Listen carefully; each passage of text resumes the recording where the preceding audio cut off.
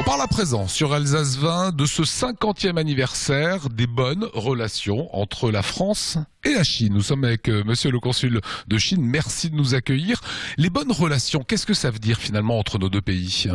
Je pense que les bonnes relations entre la France et la Chine, ça fait 50 ans qu'on a passé. À ce moment-là, en 1964, c'est vraiment la Chine était isolée par les États-Unis, isolée par les pays de l'Europe. C'est-à-dire, à ce moment-là, c'est le général de Gaulle a le courage d'établir des relations avec la Chine, avec un pays communiste. Je pense que c'est un grand courage pour avancer dans le domaine diplomatique, dans le domaine éducatif, dans le domaine scientifique, dans le domaine commercial avec la France. Ça a été important pour la Chine. C'est très important. Oui, à ce moment-là, vraiment, c'est très important. C'est comme ça, on n'oublie jamais les amis français. Aujourd'hui, quelles sont les relations entre la France et la Chine? On parle évidemment dans l'actualité de PSA, la Chine qui rentre dans le capital de ce grand groupe français. C'est des choses qui sont importantes pour vous? C'est très important pour les deux côtés. On peut dire que c'est gagnant-gagnant. Maintenant, c'est-à-dire la relation entre la France et la Chine, c'est vraiment constructif. On a coopéré ensemble avec Peugeot, on a acheté beaucoup d'actions. Et dans le domaine de aéronautique, nous avons acheté beaucoup d'avions de France. C'est comme ça, je pense que dans beaucoup de domaines, nous avons développé très bien. Je pense que la France est sage pour trouver un grand marché en Chine. Parce que la France, on peut dire par rapport à la Chine, c'est petit. Mais par rapport à l'Europe, c'est grand. On peut dire que c'est un grand pays en Europe. C'est puissant. C'est comme ça, vous avez, à travers la Chine, vous pouvez choisir, vous pouvez trouver de grands marchés. Et vous pouvez trouver un très bon coopérateur.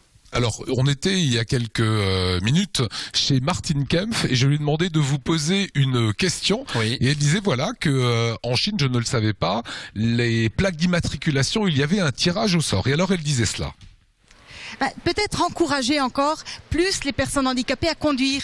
Et souvent, c'est difficile d'obtenir, par exemple, même des plaques de numéro à Pékin, parce qu'il y a une liste d'attente énorme. Donc, on a un client qui aimerait bien devenir client chez nous, qui a fait son permis il y a 3 ans et qui est toujours sur liste d'attente, parce que c'est en fait du tirage au sort qui leur donne la permission d'acheter une voiture et d'avoir une plaque de numéro. Merci. Je pense que oui, je suis très heureux d'entendre la voix de Madame. Je pense qu'en Chine, on peut dire que on a beaucoup avancé dans ce sens-là. Mais il faut savoir, en Chine, à Pékin seulement, nous avons 5 millions de voitures, déjà. Même les gens normaux, c'est difficile pour avoir le permis. C'est comme ça pour un handicapé. On essaye, je pense qu'on va transmettre la parole et après, on va essayer peut-être satisfaire quelque chose. Voilà, pour elle, alsacienne, c'est un marché très important. Voilà, c'est un marché très important et également, je pense que c'est le domaine de la coopération. Je pense que c'est très important aussi. Bientôt le nouvel an chinois. Est-ce que ce sera une bonne année? Oui, nouvel an chinois, ce sera l'année du cheval. C'est le 31 janvier cette année, selon le calendrier lunaire chinoise.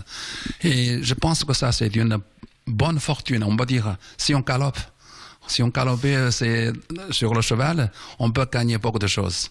Et d'ailleurs, ce soir, à Joséphine, nous avons organisé une grande réception. J'espère Alsace 20 sera là, parce que vous êtes très connu en Chine maintenant. Vous avez tourné un film du Tibet. Exactement. Oui, maintenant, on est en train de diviser en Chine.